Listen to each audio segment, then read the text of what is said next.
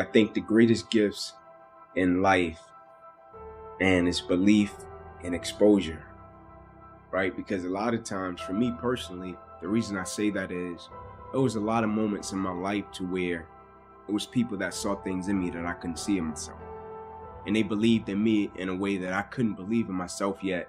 And I rented their level of belief until I got strong enough to possess my own, right? It's like when you're young and they see you, and it's like even when you start out doing what you're doing, you could be talented, right? And somebody older than you or more experienced than you can see you and know like, oh man, if he did this, or if he does this, man, he could be great, right? And they can come to you and say, hey kid, man, you got something, like you could be great, right? Like my teachers and my coaches, when they came to me and they was like, son, I'm telling you, you could go to college, man. Like you really, I know you're talking about it, but your circumstances are saying different. I think you can do it, right? And when they said it, I'm like, oh, I can do it. Like I can make it happen because they're believing in me making it happen. I think I can do it. So I think belief, and the reason I say exposure is because like I think when you show people things, that's powerful. I think exposure sparks inspiration, right? Exposure sparks motivation. Like when I was coming up in that 2-bedroom house with all those people, and I went to the other side of town with my coach, and he was like, no, you don't have to live like that, Ink. You can live a normal life, right? It changed my whole mindset. And my mindset can never go back to the way that it once was because I have been exposed to something different, to something new. So I think belief and exposure are two of the most powerful things that can happen to a person. The reason that I think belief is important is because like when you're young or when you do something and you're a novice, right? And you start out doing it and you might think you can do something with it or you might not. You might do it and it's being driven by your passion.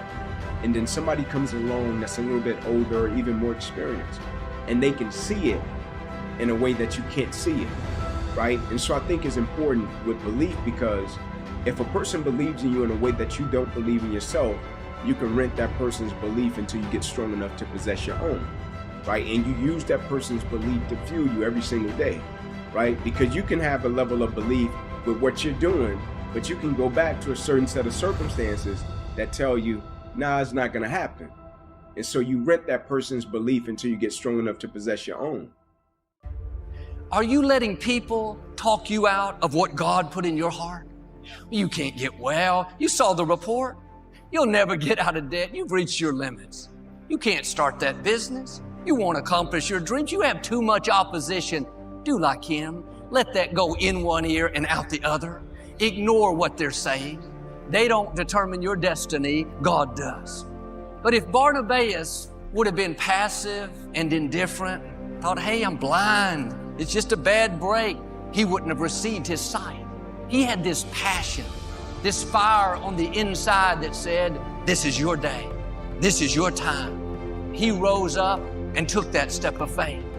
If you're going to see what you're believing for, you have to be willing to do what other people won't do. Other people may not believe when it looks impossible.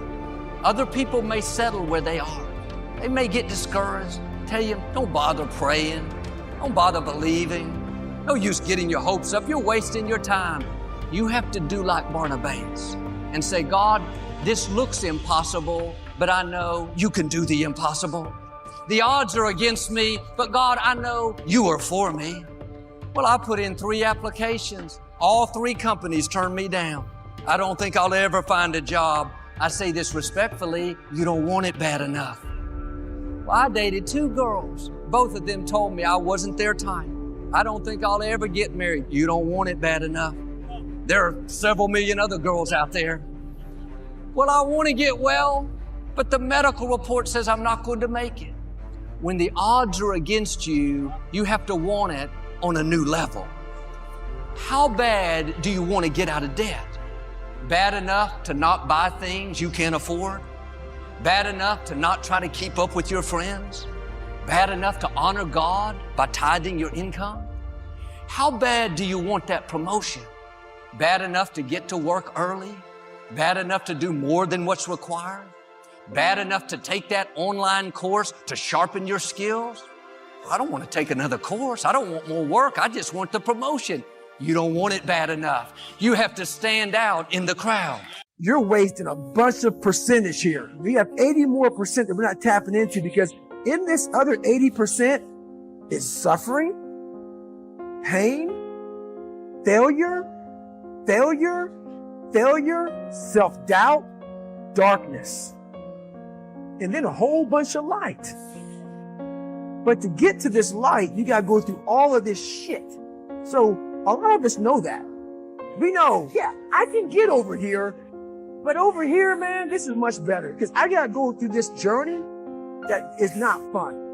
This from 20 to 100%, this shit in between is not fun. So we decided to live over here. So everybody goes, how do you do that? You know exactly how to do that. You know exactly, it's not a magic trick. There's nothing I talk about in that book that's a magic trick. It's all back down to a very primitive mindset of we just have to do. It's like breathing. Breathing becomes normal. Like we don't even know that we're doing it. That's how you have to live your life. When that alarm clock goes off at 4 or 5 in the morning, your mind says no. You just say, this is what we do. It's what we do now. Because to get to where you want to go, the amount of pain involved, I'm not saying physical, I'm not saying you got to break yourself off. The amount of mental pain of how many times you're going to have to do something that you don't want to do to get to where you want to go. There's going to be more times you do something that you don't want to do than you are going to want to do it. And that's your new norm. What is in us, we have no idea until we start trying hard. And I mean really trying hard, when you're obsessed with, hey, this is my new norm. My new norm is that, wow, this isn't always fun.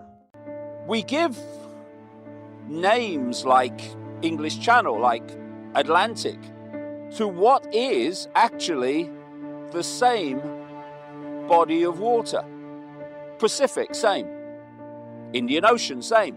South China Sea, same.